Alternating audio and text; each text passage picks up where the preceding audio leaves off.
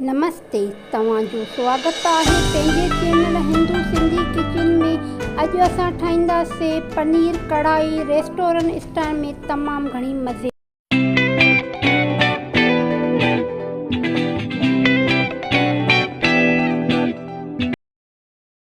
पनीर कढ़ाई तैयार करण लाइ असांखे पनीर खपंदो। इहो असांजो 2 किलो पनीर हुयो। इनखे असां कटिंग कई आहे क्यूब्स में। तव्हां पंहिंजे हिसाब मूजिबि कटिंग करे सघो था, जेतिरी तव्हांखे साइज़ खपंदी हुजे। इनखे असां फ्राए कंदासीं, हल्को फ्राए कंदा। ॾिसो असां कीअं फ्राए कयूं था। पनीर कढ़ाई तैयार करण जे लाइ असांखे हिननि स्पाइसिस जी ज़रूरत पवंदी। सुका धाणा, 2 फोटा, दालचीनी, कमाल पट ऐं जीरो, कारा मिर्च, लौंग।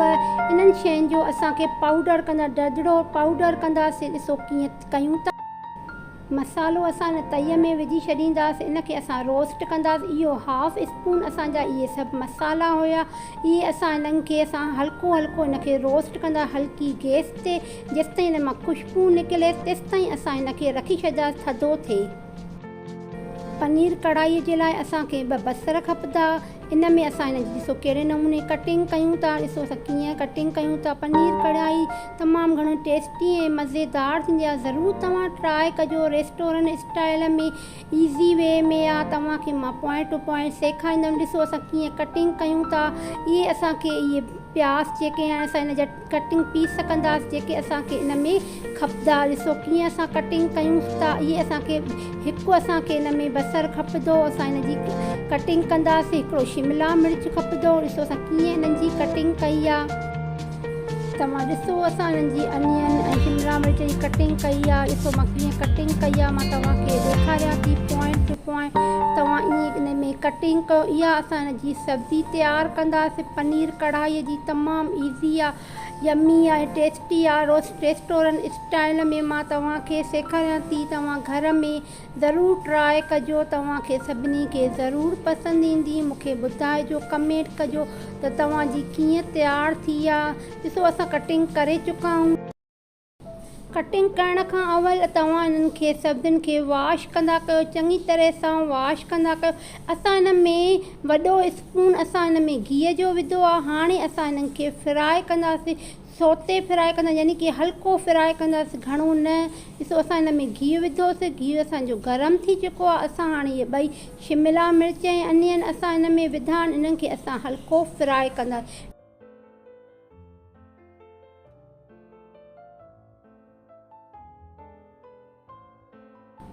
अनियन ऐं शिमला मिर्च जेसिताईं फ्राए थियनि। हे असांजो 4 असांजा टमाटा खपंदा, 1 अनियन खपंदो, 1 1 मिर्च खपंदो ऐं हे आहे असांजी थूम ऐं अदरक। इन्हनि शयुनि जी असांखे ग्रेवी तैयार करण में खपंदा। ॾिसो असां बसर ऐं थूम ऐं अदरक इहे कटे चुका आहियूं ऐं बसि टमाटे जो छिलको लाहे छॾियो। ऐं असांजो ॾिसो बसर ऐं शिमला मिर्च असांजो फ्राए थी चुको आहे। हे मसालो असांजो रोस्ट कयो हुयो, हाणे थधो थी चुको आहे। हाणे असां हिनखे ग्राइंड कंदा। ॾिसो कीअं ग्राइंड कयूं था।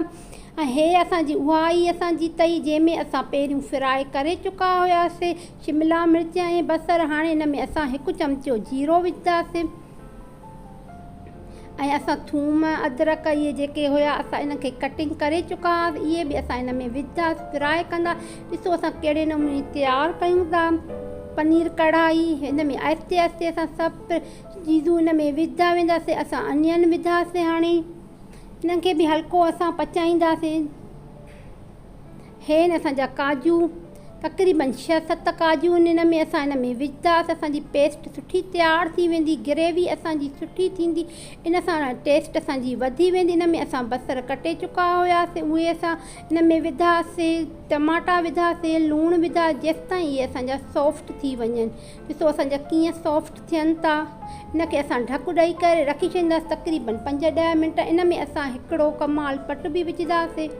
ॿिया मसाला असां जेके हुयासीं मसालो तैयार कयो हुयोसीं, 1 असां हिन में कमाल पट विझी छॾंदासीं। इन में असांजी टेस्ट अची वेंदी कमाल पट जी। ॾिसो असांजा टमाटो सॉफ्ट थी चुको आहे। ईज़ी आहे मगर टेस्टी आहे, खाइण में तमामु घणी रेस्टोरेंट स्टाइल में आहे। तव्हां बि तयारु कयो घर में इन्हनि सभु होममेड शयूं, यानी कि घर में तव्हांजे में हूंदियूं सभु असां तयारु करे सघूं था। इनखे असां कमाल पट खे कढी छॾींदासीं, असांजो हिन में टेस्ट अची चुको आहे। ॾिसो असांजी कीअं ट्राई थिए थी, यानी कि तयारु थिए थी। सब्ज़ी असांजी तयारु थी चुकी आहे। हाणे असां हिनखे ग्राइंड कंदासीं, थधी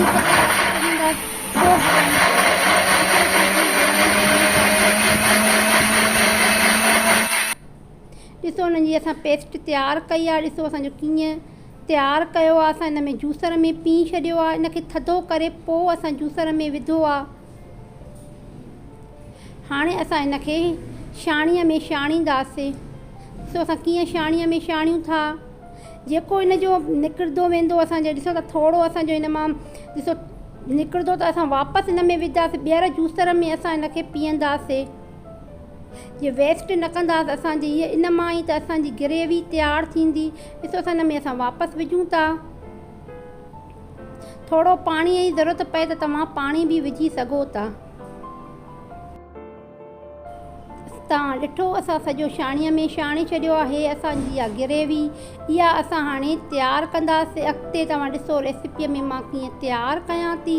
इन में असां विझी छॾिया जेसि ताईं असांजी पाणीअ टाइप आहे, इनखे असां तयारु कंदासीं। अॻिते ॾिसो कीअं असां हिनखे तयारु कयूं था, यानी कि असां सब्ज़ी असांजी कीअं पनीर कढ़ाई तयारु थिए थी, तमामु घणी मज़ेदार। हे असांजा स्पाइसिस जेके असां ग्राइंड कया हुयासीं इहे असां हिन में विझी छॾींदासीं। तव्हां लूणु मिर्च तव्हां पंहिंजे टेस्ट जे मुताबिक़ हिन में विझी सघो था। आहिस्ते आहिस्ते हिन में असां मसाला विझंदा वेंदासीं, तयारु कंदासीं।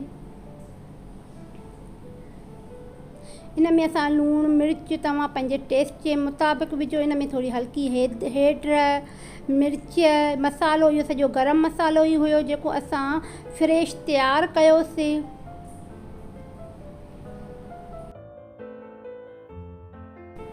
ॾिसो असांजी थिक थी चुकी आहे, खणिजी वियो आहे असांजी। हाणे असां हिन में आहिस्ते आहिस्ते सभु सब्जियूं विझंदा वेंदासीं। हीअ असांजी ॾही आहे, 2 स्पून असांजा ॾही आहे। इहे असां हिन में हल्की गैस करे छॾींदासीं। इन में असां मसाला विझंदासीं, लूणु मिर्च इन में असां विझी चुको आहे, जीअं असांजी ख़राबु न थी वञे, यानी कि असांजी ॾही फटी न पए। इन में असां विझी छॾींदा, इन करे लूणु मिर्च इन में मसाला थोरा विझंदव त तव्हांजी ख़राबु न थींदी ॾही। इन में असां विझी छॾींदा, हल्की गैस करे छॾियो। ॾिसो असां कीअं हिन में मिक्स करे चुका आहियूं। आहिस्ते आहिस्ते हिन में असां सब्जियूं विझंदा वेंदासीं। हे असांजो पनीर, हाणे असां हिन में पनीर विझी छॾींदा जेको असां फ्राए कयो हुयोसीं।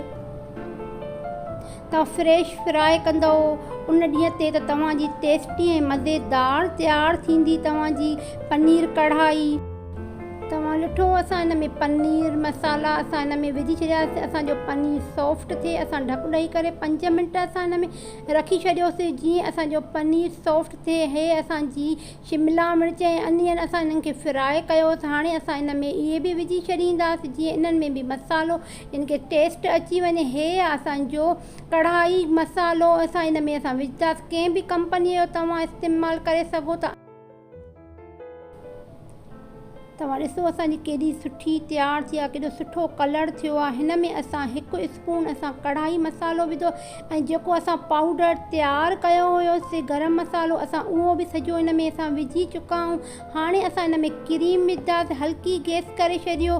ॾिसो असां हिन में ओलपर जी क्रीम या 2 असां स्पून वॾा हिन में असां क्रीम जा विधा आहिनि। ॾिसो तव्हां कीअं असांजो सुठो कलर थियो आहे असांजे क्रीम जो। इन मां हाणे घी निकिरी वञे, हल्की गैस ते रखी छॾियासीं। ॾिसो असां चङी तरह सां मिक्स कंदासीं क्रीम खे।